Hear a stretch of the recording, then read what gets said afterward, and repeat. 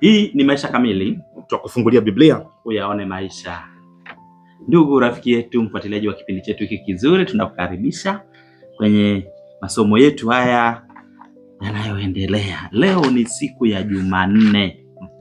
Jumanne tuna somo zuri linalosema vidokezo kwa ajili ya kumshuhudia Yesu. Yes. Vidokezo kwa ajili ya kumshuhudia Yesu. Kabla tujaendelea, tupate kuomba. Baba yetu mwema, Mungu mtakatifu, jina lako litukuzwe. Tunakushukuru Baba kwa wema wako. Amen. Hata siku ya leo umetujalia nafasi tena, umetuita utufundishe. Tunaomba usikivu na uelewa sawa sawa na mapenzi yako. Katika jina la Yesu Kristo. Amen. Amen. Petro wa kwanza 3:15. Petro wa kwanza. Hivi Mr. Omondi. Naam. Ilikuwa ni rahisi tu kumtamkia unampenda? Yaani haikuwa rahisi. Ulikuwa na utayari tu muda wote anasema mimi bwana kitokeza tu na nini? Au ulikuwa unajiandaa unajikoki kwanza? Unajikoki. Leo ni soma Petro wa kwanza 3:15. Petro wa kwanza 3. Petro wa kwanza 3:15. Nasema mwe tayari siku zote kumjibu kila mtu awaulizaye habari za tumaini lililo ndani yenu, lakini kwa upole na kwa hofu. Kwa hiyo utayari unatakiwa uwe wakati wote.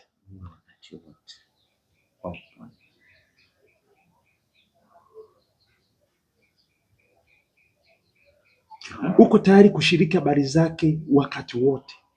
Niko tayari.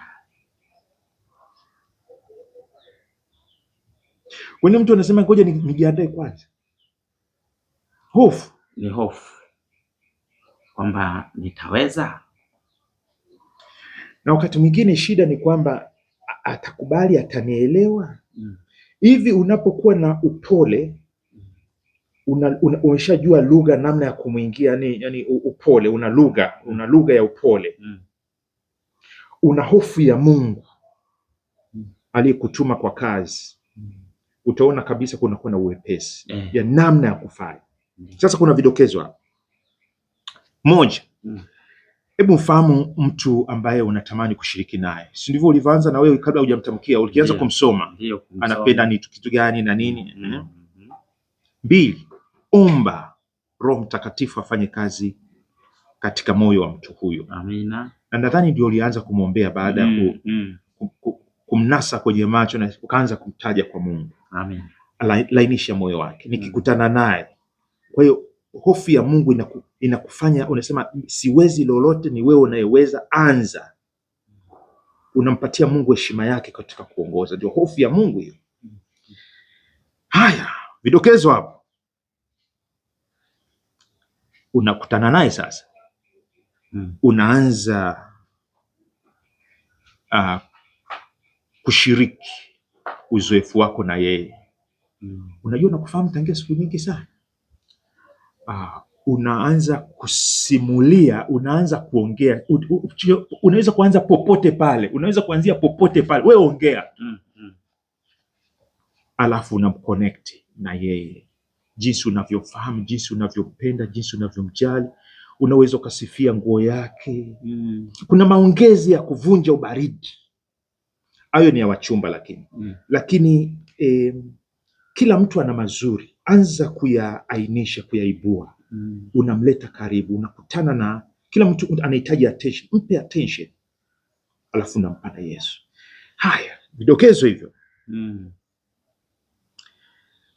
Tafuta hapo, hujazungumza habari ya kwamba nataka nikuoe. Au kwamba unataka uwe Mkristo au nataka ubatizo. Alafu hebu muunganishe na network yako basi. Muunganishe na watu ambao wanaweza kuwa wa karibu, hata akija kanisani pale, yani hawi mgeni. Maana ni vizuri mtu aanze kufili kama si mgeni au ana belong, na kutoka katika kwamba mimi wa familia, ndio anaanza kujifunza sasa ndani ya familia hii watu wanaishi, wanaamini nini, wanaishije na kadhalika.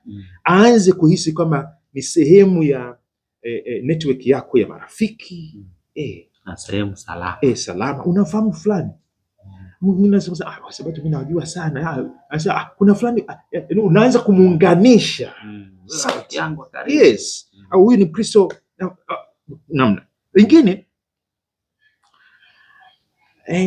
Katika maongezi yenu yanaendelea kushibana, mahusiano yanaongezeka, vidokezo hivi nyingine unajua inawezekana mahitaji amekugusia, unaanza kuyaombea au hata unaweza kumuuliza. Kwenye kumwombea unagusa mahitaji yake. Kumbuka Yesu alikuwa anagusa mahitaji ya watu. Alafu itafika mahali sasa unaona moyo wake umelainika, ndio unaweza kumuuliza kama yuko tayari kujifunza zaidi juu ya jambo fulani, juu ya Kristo, juu ya eneo fulani na kadhalika. Kwa uchache vidokezo unasemaje?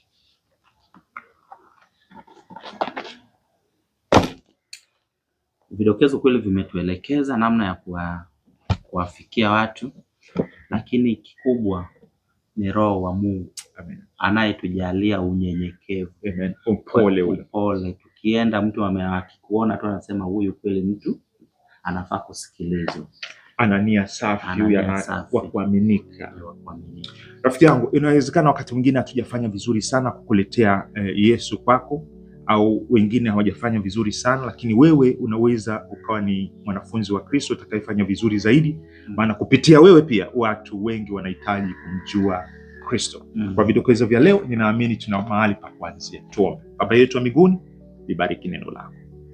Tulete tena kesho tunaposhiriki habari zako na wengine kwa furaha na upole, kwa jina la Yesu. Amen. Amen. Basi rafiki yetu, hapo ndipo tumefika mwisho.